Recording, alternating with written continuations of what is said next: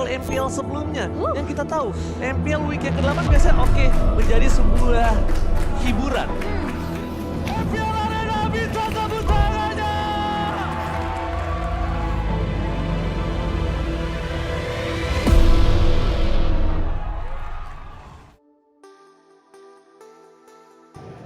Assalamualaikum warahmatullahi wabarakatuh.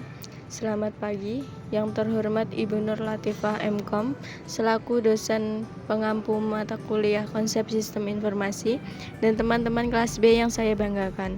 Pada hari ini saya Pratiwi Cahyaning Tias sebagai moderator yang akan memandu kegiatan diskusi, dan teman saya Muhammad Fajar Sirullah. saya Anis Makfiroh.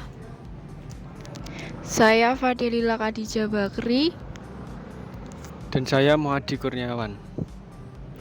Topik yang akan dibahas adalah 1. Sistem yang diterapkan pada penyelenggaraan turnamen MPL Indonesia.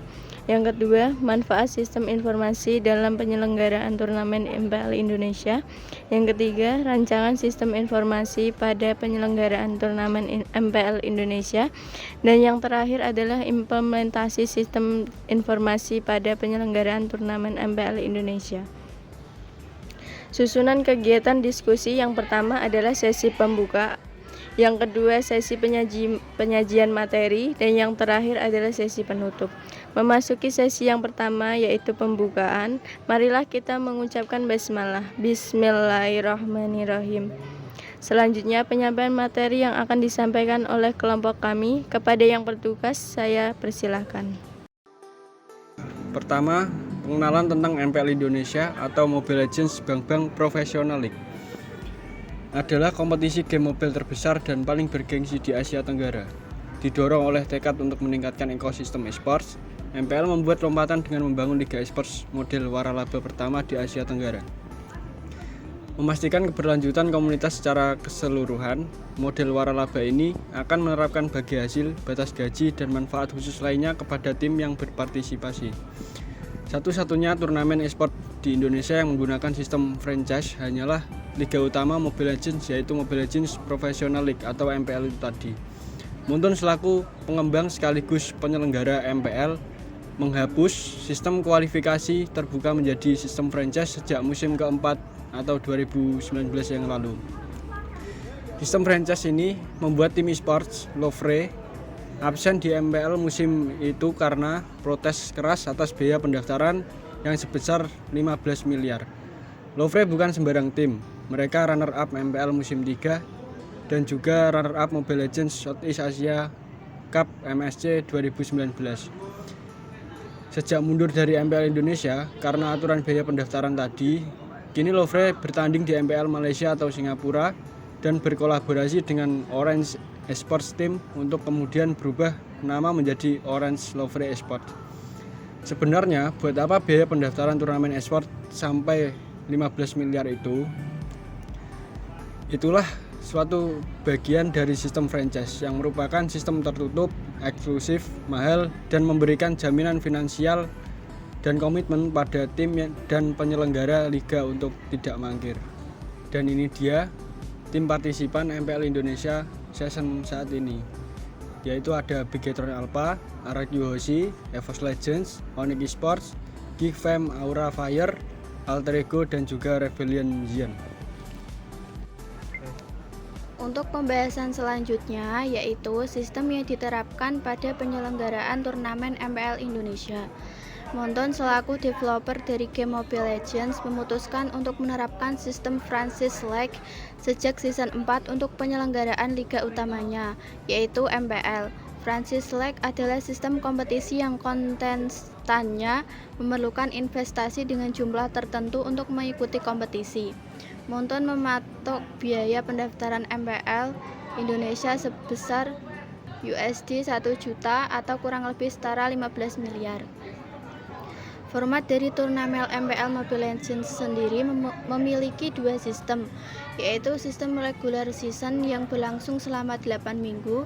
Setelahnya akan dilanjutkan dengan sistem playoff 6 tim terbaik yang dihasilkan dari babak regular season akan bertanding di babak playoff sampai babak grand final, memperebutkan trofi dan hadiah uang tunai sebesar USD 300.000 atau setara 4,5 miliar.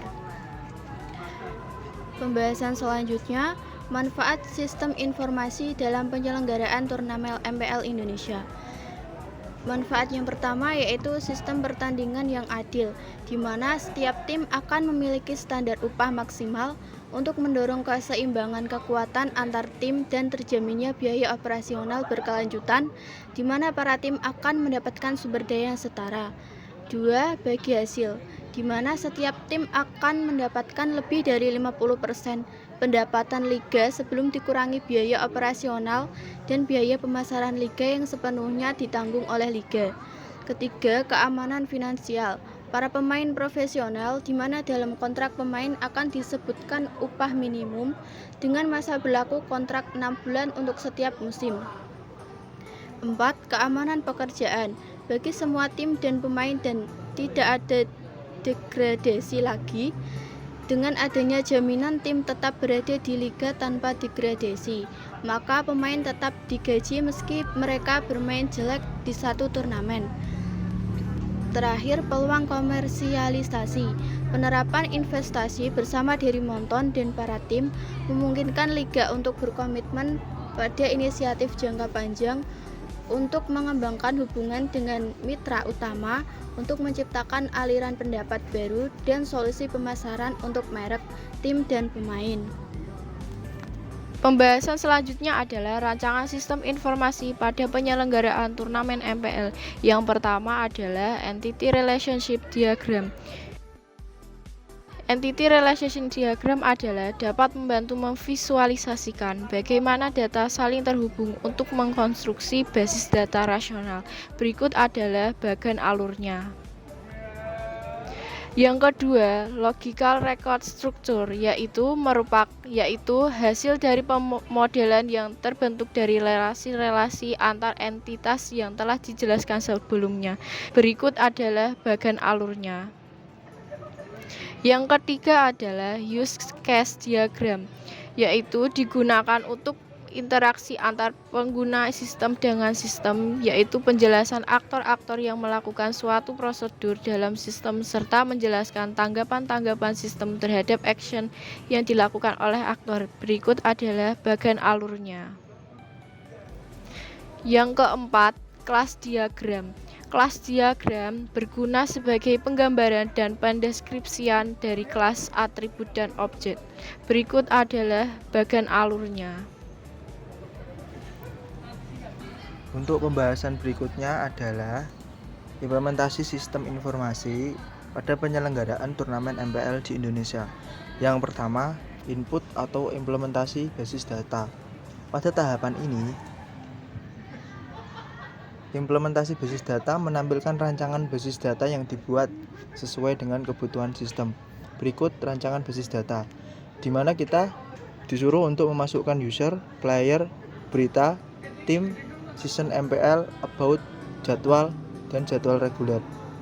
Pada tahapan ini berguna untuk nantinya supaya pada implementasi sistem dapat muncul atau dapat diketahui oleh setiap orang.